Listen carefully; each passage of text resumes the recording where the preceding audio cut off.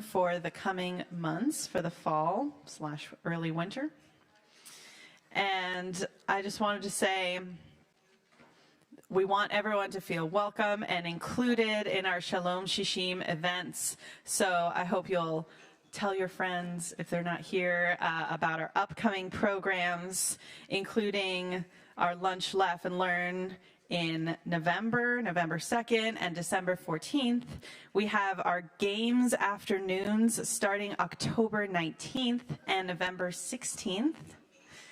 And our Hanukkah party, of course. I know some of you have already registered on November 30th with lunch and music, and we'll sing together. And we're so excited for our Hanukkah celebration.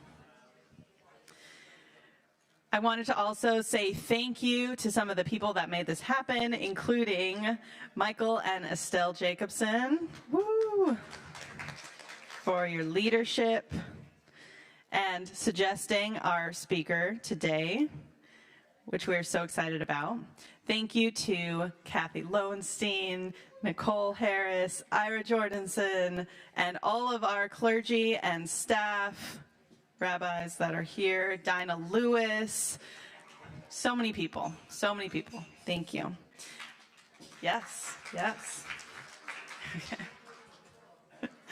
I also have, excited to say that we're bringing back the JNF raffle that Bill Gruenthal is passing out tickets for. So we have a tzedakah box that's being passed around, and also tickets to raffle off the tax receipt, I believe. And Shirley Smith has information about how this worked in the past and how much money we've raised in the past, which is really exciting for the Jewish National Fund. Okay. And now I'd like to remind everyone of our COVID policy. So you can obviously be unmasked when you're sitting and eating. Once you are done, and as you're walking around, please do put your mask back on if you need to use the restroom or something. And now I'm turning it over to Rabbi Brown. Thank you, Cantor Cohen. Good afternoon, everyone. It is really delightful to see such a full room. To eat inside is very exciting. And I just wanted to say welcome and welcome back. I know many of you have been attending our Shabbat services here in person as well as online. I want to extend again a mazel tov to Levi and Rabbi Moskowitz and their whole family for a wonderful simcha this past Shabbat. It was great to celebrate with all of you, and just a reminder that we're up and open and really working hard to be safe and comfortable with our COVID policies, to have a place where we can all come together and share in community. I don't really have any other announcements, just wanted to say hello, and I'll invite Cantor Cohen to introduce our speaker. Thank you so much, Rabbi Brown. Okay, so Dave Doroghy is an international sports marketing executive who has worked on 2 consecutive winning Olympic bids. Pretty cool. He has 25 years of experience in acquiring sponsors for major international sports initiatives and professional teams in Canada and around the world. But of course, we are here today to hear about Dave's adventures as an author and local Vancouverite. So he has 2 books that we're going to hear about today. One is, I'll just start with 111 Places in Vancouver, that he co-wrote, The Ultimate Insider's Guide to Vancouver. From glistening new glass and chrome towers of downtown to the worn cobblestone streets of Gastown and the red pagodas of Chinatown, each neighborhood in the city contributes to a rich cultural mosaic. Just as the seawall, which winds its way around Vancouver's iconic Stanley Park, presents a new and fresh attraction around every corner, 111 places in Vancouver puts you on a path to discover new insights and perspectives on Canada's beloved West Coast gem. He also is going to speak, which we're very excited about, his latest book, Show Me the Honey, which is here, yay. And it was reviewed by the New York Times and offers a lighthearted, self-deprecating account of one fledgling beekeeper's misadventures, which all started when Dave's sister, Miriam, who is here, gave him 15,000 honeybees as a gift. Doroghy recounts his often tension-filled misadventures in beekeeping with self-deprecating humor and lightheartedness. He shares the joy, the surprises, and the less acknowledged financial sting of keeping bees, which, having celebrated Rosh Hashanah a few weeks ago, I think is particularly relevant as well, bringing in a sweet new year. And we're so excited to hear more. And welcome, Dave, to our Shalom Shishim fall program. So let's welcome him. Thank you so much, Cantor Cohen. I'm absolutely delighted to be here for 3 or 4 reasons. The first one is, it's been so long since I've spoken in front of a crowd. I'm sick and tired of little Zoom meetings where everybody's a postage stamp, you can't hear them, and all you hear is my mic on? You know, it just drives me nuts. So nice to be here and all the protocols that you're taking, and you're being very safe, and I feel very welcome. So thank you for inviting me. The next reason I'm happy to be here is I've lived in, I've lived in Vancouver my entire life, and I always drive down Oak Street and have never come inside of this beautiful facility, so it's wonderful to actually see it.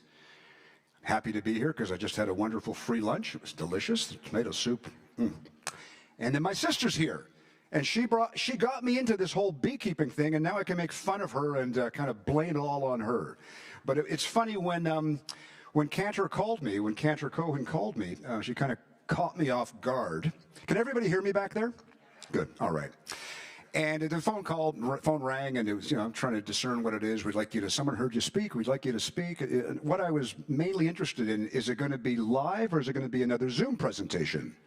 I would have said yes either way. And then we hope to do it outdoors, weather permitting. And so we were talking all about the logistics, the safety, all this and that.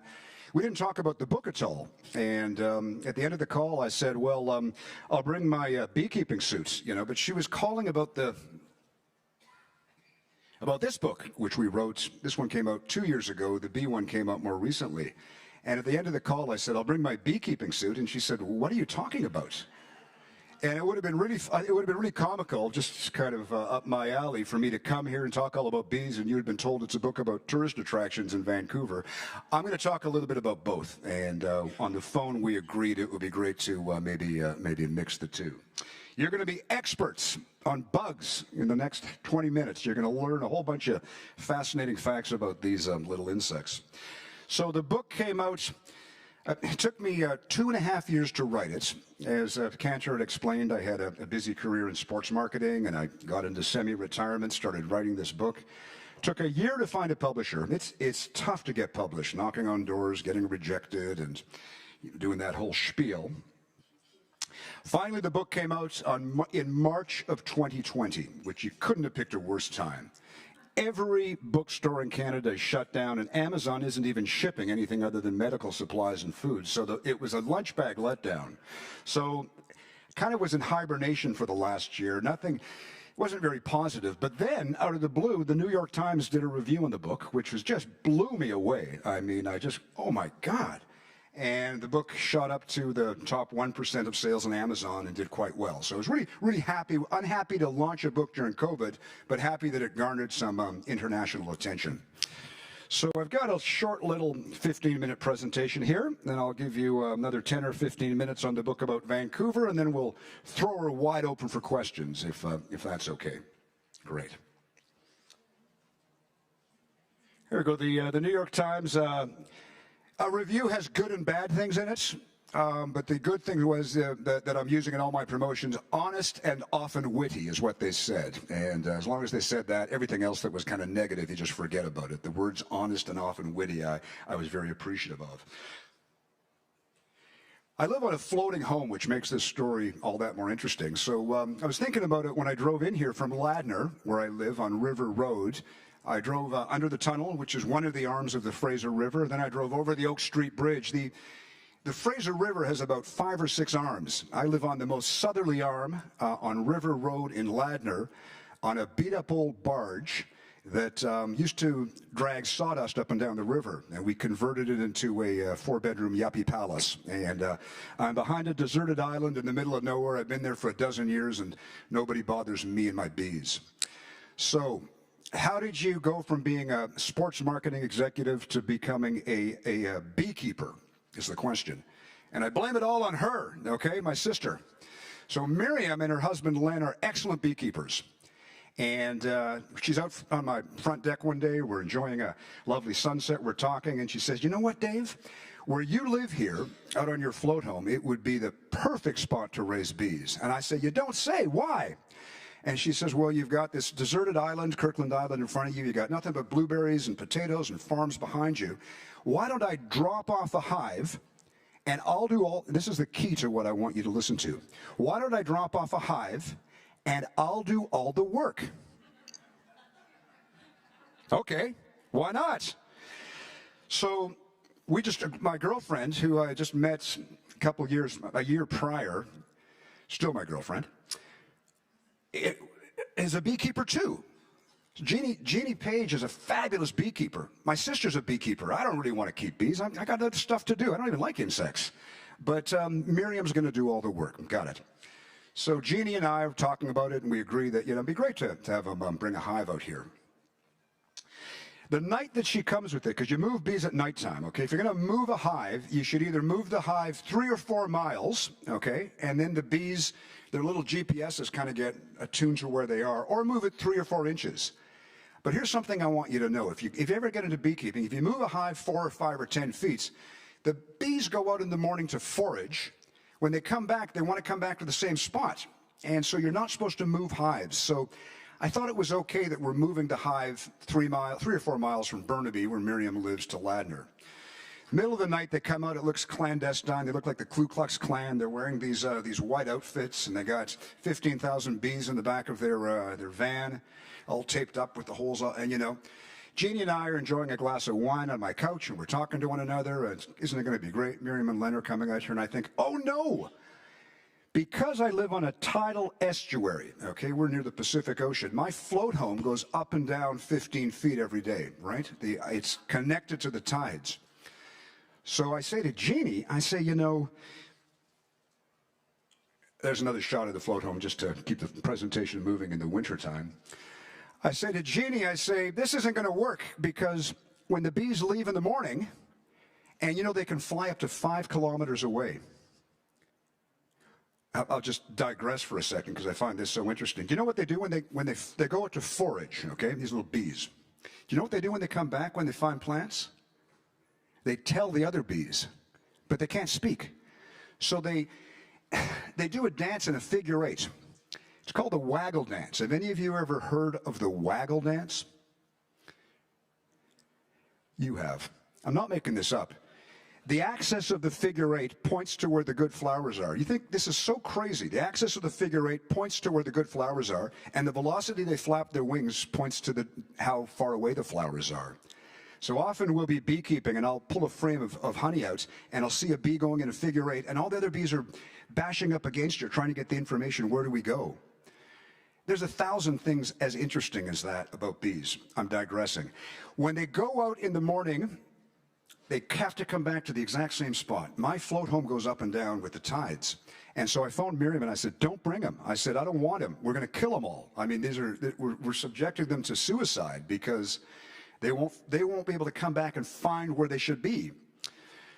Nobody in the beekeeping community in British Columbia had any answers to this, whether it would work, because nobody is stupid enough to keep bees on a floating home or a boat.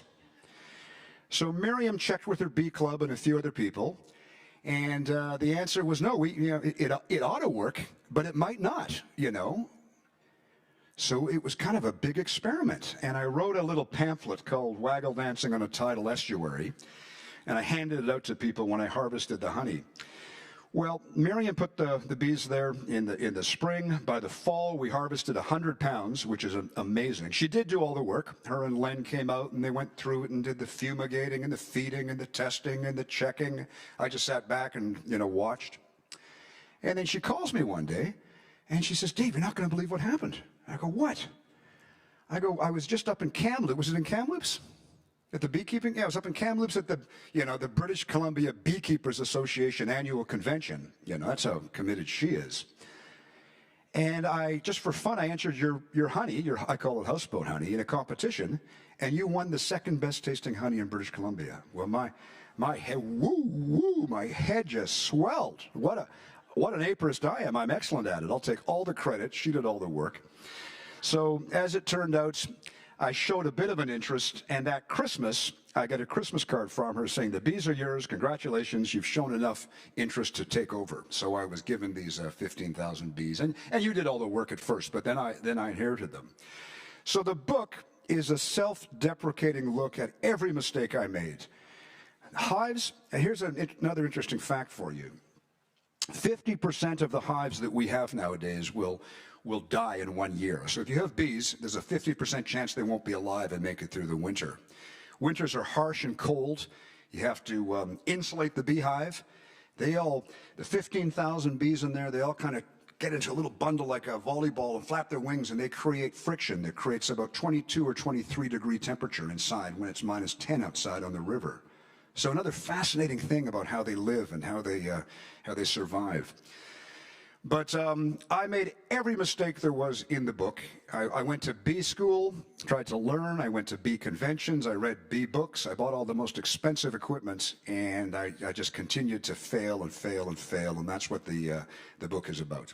So I'll quickly go through some slides, and I'm going to tell you some more facts about bees. And then I'm going to read you a passage from the book that I find quite anxious, quite anxiety-creating, but quite humorous. So I kind of poke fun at the hobby because everything about it, people say to me, "Oh, you're an apiarist. That's so good for the planet and for the world." And I go, yeah, it is.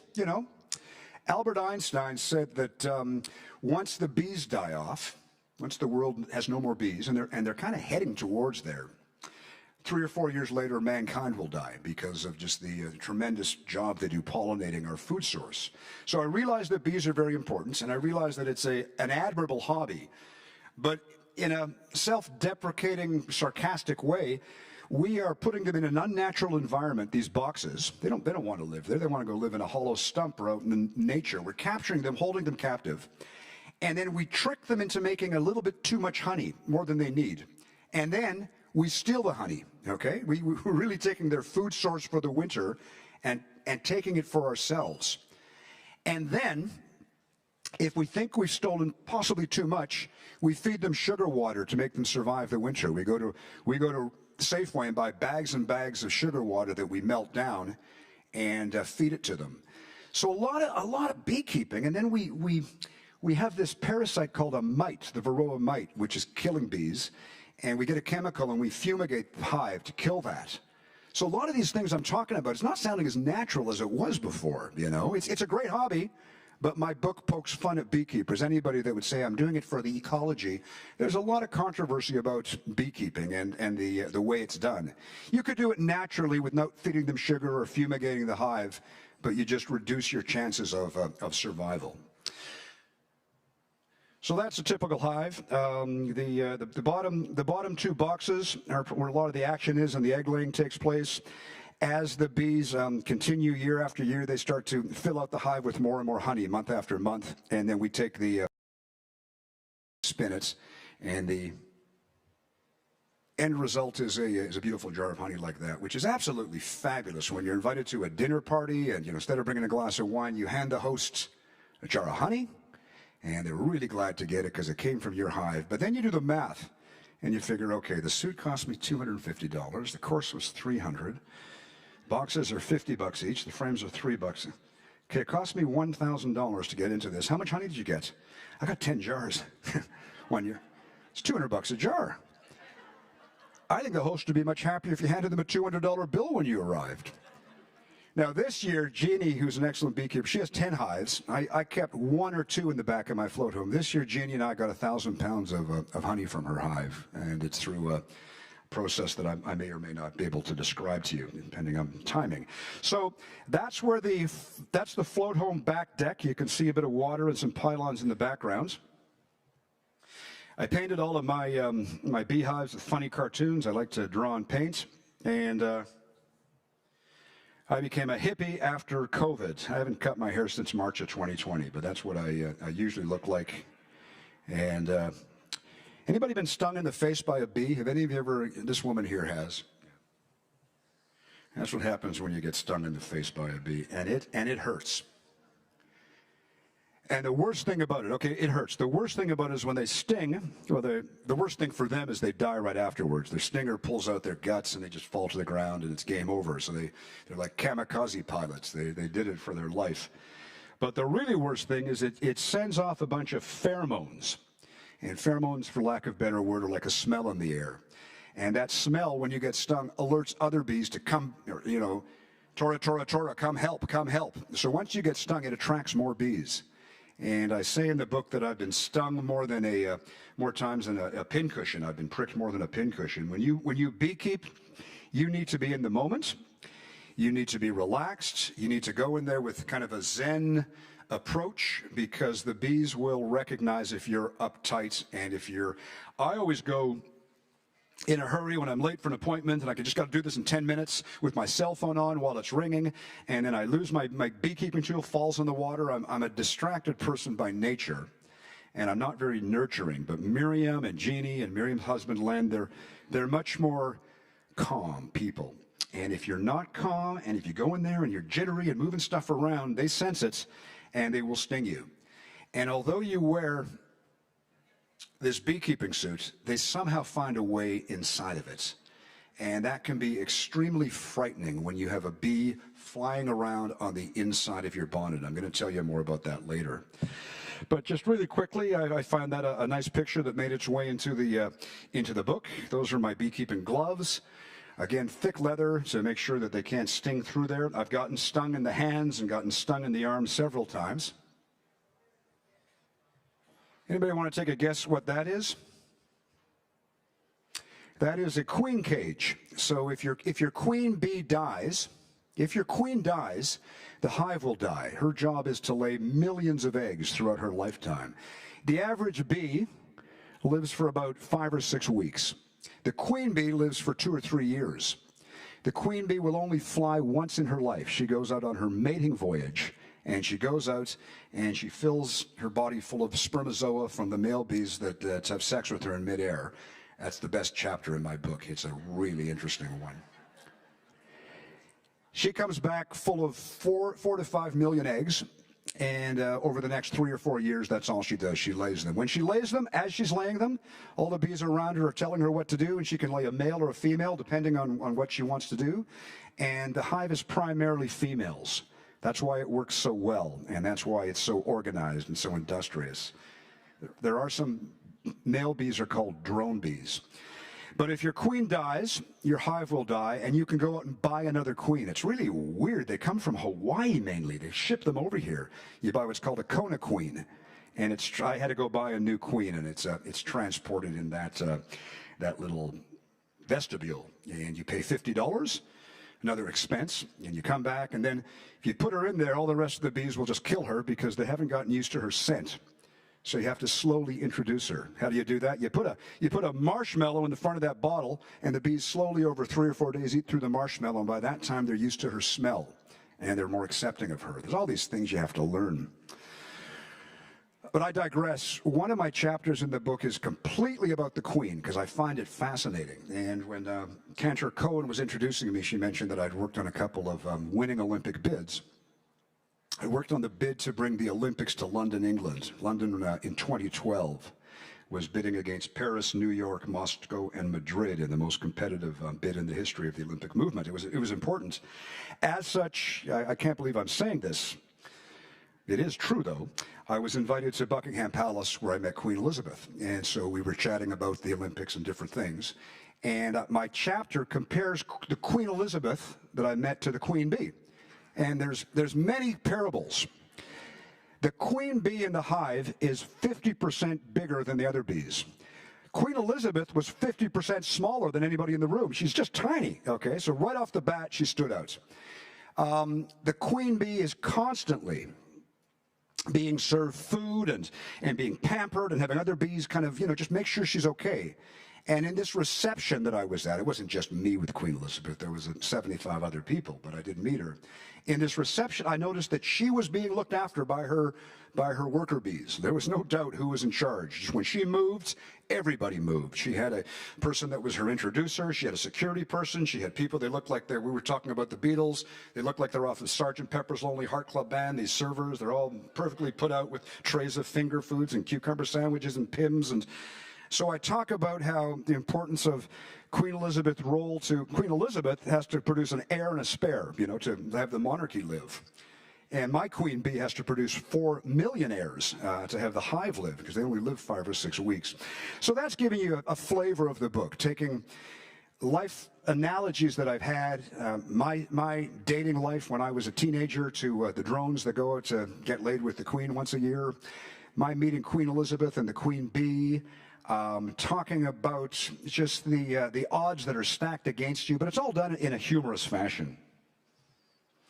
There you go. We're pulling a frame out of the hive. That's the genesis of everything. Is that 2 foot by 6 inch little. It started off with kind of these hexagon shapes where the bees are invited to build wax comb outs. And then they put the honey in there. The honey is not only a food source and something that they'll eat over the winter. The little chamber, the 6-sided chamber, is where they will raise the little bees, and the queen will lay her egg, and then the bees will eat pollen, honey, royal jelly. All of this is fascinating to me, having known nothing about bees. I go on to explain how I wasn't very smart in high school. I failed biology in grade 9. I had no interest in this stuff. And so Miriam had gotten her certificate to become a certified apiarist, and Jeannie had gotten her certificate to become a certified apiarist. So I thought, well, I'm going to go for it. I'm going to go to bee school. So for 12 weeks in a row, every Wednesday night, it's so boring, all this stuff they're telling you about. And you got to read all of these, laborious notes on the thorax and name the parts and what distance should hives be apart and what is this fungal.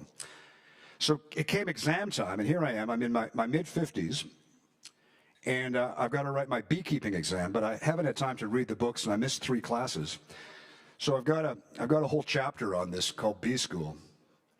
And I was writing the book, and I sent the chapter to Miriam. I knew the chapter was a winner, because I said, how did you like it? She said, I peed my pants laughing so hard. I can't believe what you did, because I cheated on the exam. I wrote the answers down on my hand. Here I am, and it was embarrassing. I can't believe I stooped that low. But I actually cheated on this exam because I really wanted the certificate to show my girlfriend and my sister. And then I got the certificate in the mail, and I got a note from the instructor saying, very well done, but I kind of feel guilty about it now. It's in the book. No one can take the certificate. I keep on thinking the beekeeper, the agricultural department of BC is going to knock on my door and say, give it back. But one of the reasons I wrote that chapter is because within it I can talk about a lot of details about bees, that's a little bit of minutia, and describe the 5 different fungal diseases that are killing them, or describe other, it is interesting, the body, if you want 23 body parts, the mandibles, and the way that the bee's biology works. It is interesting. I just didn't have time to memorize it all. That's what they look like when they're in the hive. The capping over that, Miriam, would that be drones? That wouldn't be honey, huh? That would be drone cells? Like brood. We call it brood. So the hexagon cell that you see could either have a flat cap on it, which means it's honey. If the cap on it, I'm talking about those brown dots, if that cap is a bit flaky and round, it's a male bee is living in there. And that could be a queen cell, huh, Miriam? Yeah, it could well be. When a queen is born, she's too big to be laid in that tiny little hexagonal thing, and she needs to be laid in a bigger cage, and the bees will build a little crib for her called a queen cell. So this could be the sign that the hive is about to create a new queen. And then I've got a whole chapter on swarming and what that's all about. And I think that I've been interviewed quite a bit since I wrote the book, and the one comment from people that are knowledgeable about bees is that I use humorous anecdotes to explain something quite complex, which I also instruct at a couple of different universities, and I find when I'm teaching, that's the best way to learn, is to inject humor, tension, and also it's a bit of a waste of time if it's just a funny story, but I think that the book is quite educational and that you learn a lot about these little bees. There's the queen cell. Okay, this is, there's something called colony collapse disorder. Have any of you heard of that? All the beehives around the world are dying at an alarming rate. My last chapter in the book, I turn the humor on, the self-deprecating thing off, and I talk about the future of bees. And I talk about, are they going to be around and what's going on? And there's 5 or 6 things that are killing bees off. When you combine them all together, the term colony collapse disorder is what we use to describe that. First of all, this one is quite, it's controversial, but cell phones, FM towers, radio stations, TV stations, there's a whole bunch of stuff happening in the air right now. The bees are so finely attuned. How do FM, microwave towers and all that stuff affect bees? Never thought of that. Okay, number 1. Number 2, monoculture. The way that we farm is not the way bees want to get their food source. So we farm in massive almond groves. Bees love almonds, but when you go down to Southern California, there's an area that I visited that's for 40 miles, it's nothing but almond groves, and bees need more of a mixture. So monoculture farming is not good for bees. Pollution, air pollution, we all know about that. Climate change. And because all of these things weaken a beehive, okay, all of these things are not good and over time have made hives weaker and weaker. This little fella here, those black dots all represent a parasite called the Varroa Destructor mite. You've never heard of it. It's a little 6-legged thing the size of a piece of pepper. And this mite is a parasite, blood-sucking vampire type of a bug. And when it gets into the hive, it lays all of its eggs in the chamber where the queen bee lays her eggs. So they're sharing space. So when the babies are born, they're covered in these mites which suck the blood out of them, okay? So to a bee, they look pretty small, but to a bee, it's like the size of a tennis shoe on your body. And I've seen my bees up close with a magnifying glass covered with 3 or 4 mites that are sucking the blood out of them. This particular mite is prevalent in all hives in North America. It didn't exist 20 or 30, it existed, but it wasn't a problem 20 or 30 years ago. So it's a recent phenomenon, and it's part of colony collapse disorder. The hive gets weakened, the Varroa Destructor mites get in and finish it off, and then the wasps.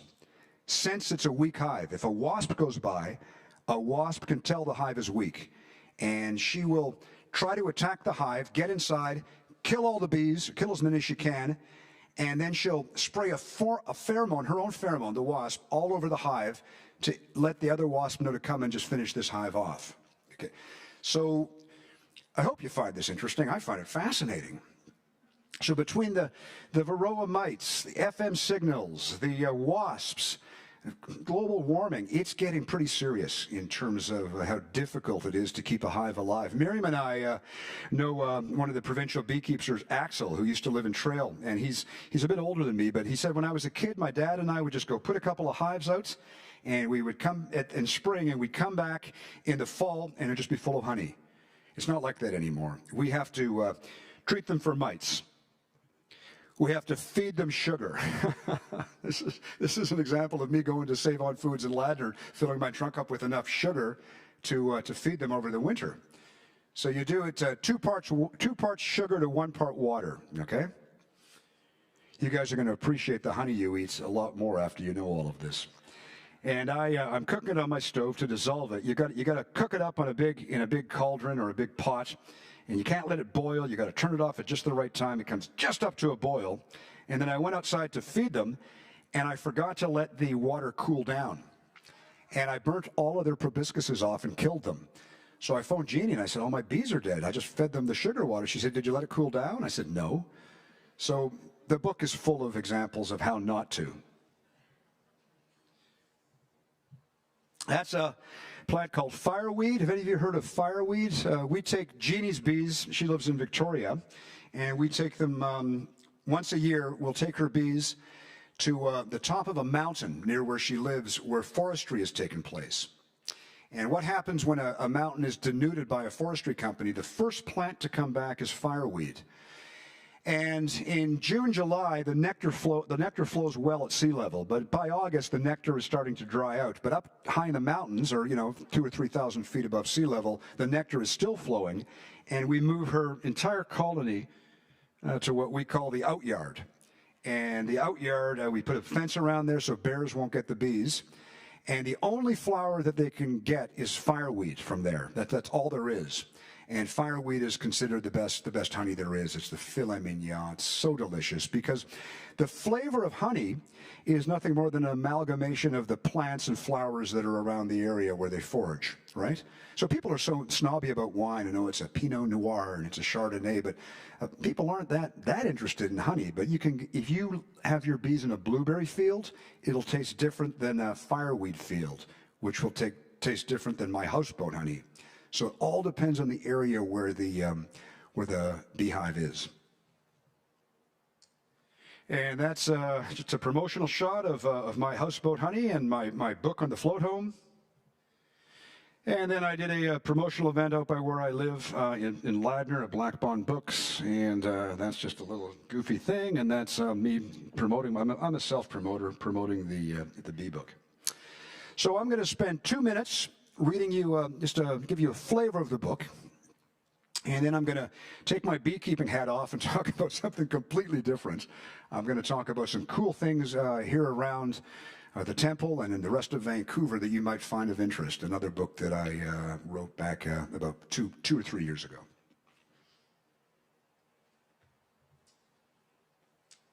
So are any of you familiar with the singer Judy Collins?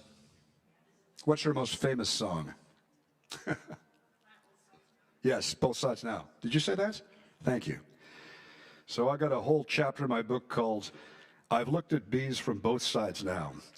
You got to be our age kind of to know that. You tell a young person that, they won't know who she is or what it is. So what this whole chapter talks about is going to that outyard. Now that outyard that I just showed you, if each hive has 15,000, in the summertime a hive will go up to 20 or 30,000.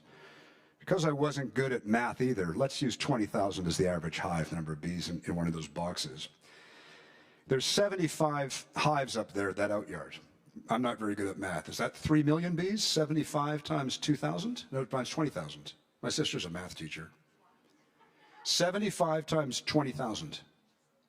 3 million. 1.5 million. Okay. So where Jeannie and I go, there are 1.5 million angry bees. Whew, it's a trip. You can't see because there's so many bees in the air. And this chapter describes when you're there, all the bees are on the outside, and you're seeing their stomachs and their 6 legs. No big deal, because they're walking. You've got 30 or 40 bees walking across your veil, and you're seeing their stomachs. You're protected. But that moment that you see the wings, you know that bee is on the inside of this thing. So I wrote a whole chapter on that called I've Looked at Bees from Both Sides Now, where I discuss the stinging process. So bear with me. I enjoy reading my books, so I won't subject you for more than 2 or 3 minutes. That's what I'll do, and then I'll switch topics. Few things are more terrifying than having a bee trapped on the inside of your protective veil. You have to remember that once a bee is inside that cramped canvas cavern and crawling on your face, there is 0 chance to get it out. You can't simply unzip the veil and remove the bee, because in the outyard there are too many other bees zooming around. So you just have to whack the invader with your hand, bashing the side of your face as you miss the bee. It keeps buzzing around, getting more and more agitated, while trapped within an inch of your sensitive skin. The buzzing noise blasts in your ear the whole time, amplified by the acoustics of the hooded veil. The seminal moment of realizing you have a bee in your bonnet is terrifying and shocking. Consider this. While at the outyard, because the air is thick with hundreds of thousands of bees flying around, you'll always have between 2 and 3 dozen of them crawling on the outside of your see-through veil. They're 1 inch from your eyeballs, nostrils, and lips.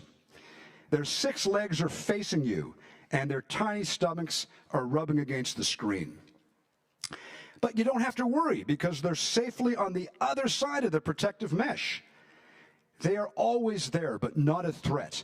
Then imagine that moment when you spot the reverse image of a bee. You spot the back of one. It's crawling on the same mesh with the rest of them, but its wings are facing you. You realize it's on the inside.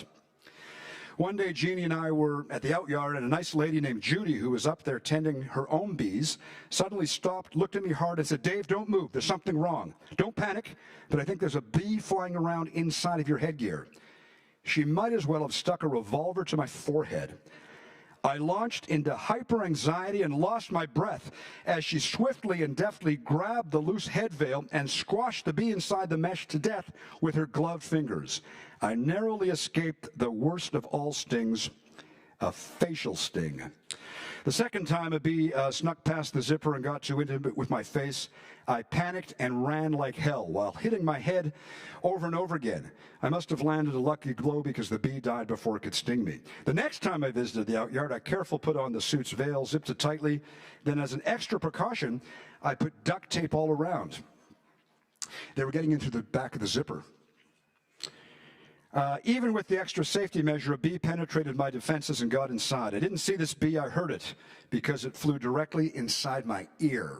So I want to leave time for my next book. I could read the whole chapter, but I end up describing how it was 90 degrees that day. This suit is really hot, and you have to wear a sweatshirt and thick jeans underneath it because they can penetrate it. And I feel sweat going down my head, okay?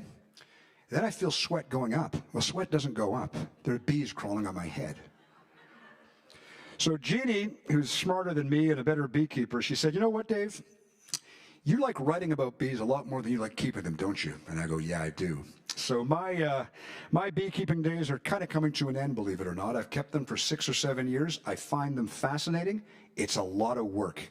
And I want you to appreciate just how much work the bees do. Here I am complaining, and I only have to go out and tend them and feed them. But it's a miracle what happens. And like most things in life, like our old mother used to say, our old wise mother, you know, the more things in life you're interested in, the more interesting life becomes. And I knew nothing about bees when I was a sports marketing executive, and now I've written a book about them. So I'm going to switch topics now. I don't know if I should have bee questions or Cantor. Should I save all the questions for after, or just try to compartmentalize it? What do you think? Save them for after. Okay. If you will, if you want to get up and stretch, it's hard to sit and listen. It's going to take me about a minute to switch my laptop over to my presentation on 111 places. Maybe you want a coffee. Maybe you have to go to the washroom. Maybe you just want to get up. But let's resume in about 2 minutes, please.